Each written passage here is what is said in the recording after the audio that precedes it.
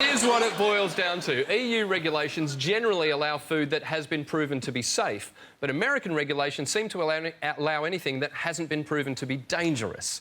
So, in other words, the EU are saying, well, don't eat that, it might make you sick. Americans are going, eat it, see what happens.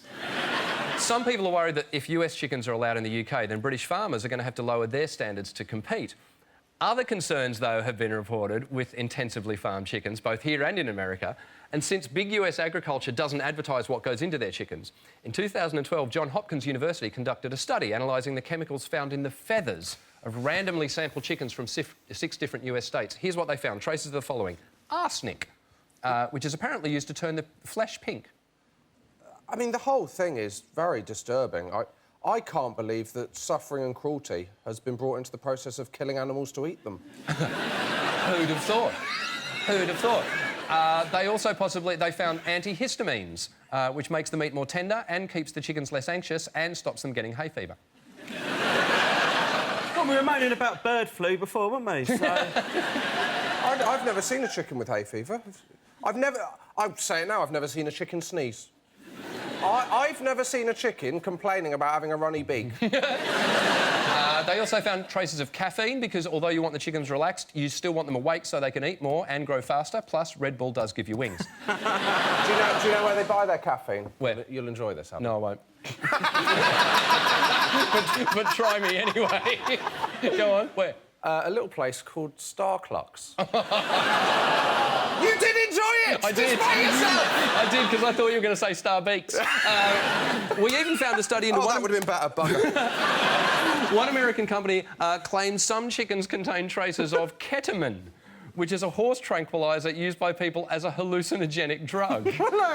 Why did the chicken cross the road? It was off its tits. It was going in like anything. The company denied administering ketamine to the chickens, which can only mean the chickens are buying it themselves.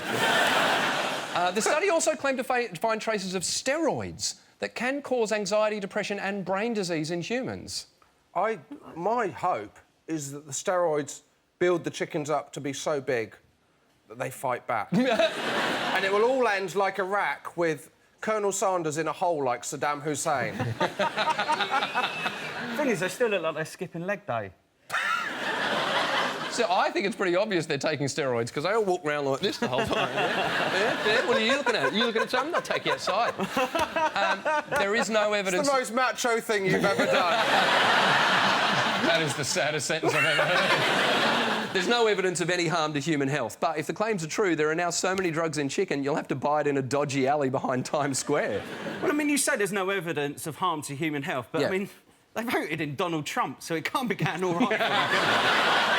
And it's a miracle Americans aren't waking up with Monday... voted in Donald Trump. Yeah, I'm surprised they're not waking up with Monday morning chicken come-downs. I mean, you're going to be in America now, a junkie's going to ask for money for a chicken sandwich. He might actually use it to buy a chicken sandwich. Do you reckon that's what happened to Lance Armstrong? One drumstick, and the whole thing fell apart. By the way, Britain also managed to put horse meat into lasagna and created the BSE crisis by feeding animals to each other, so no one's in the clear here. But I guess the question we all have to ask is, what comes first, the chicken or the Brexit?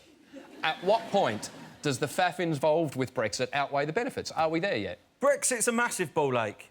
They should have... I've said it loads of times, it's just one big ball ache, the whole thing. I reckon what they should have put on the side of the bus is, if it's too difficult, we won't bother. I'd have signed up to that. It's up to us to make it OK. It's time to be positively rebellious and rebelliously positive. As long as we stand up for what we believe in, don't give in to anger or violence. Look out for the little guy. Keep an eye on the big guys. Refuse to keep our mouths shut. And just generally try not to be dicks.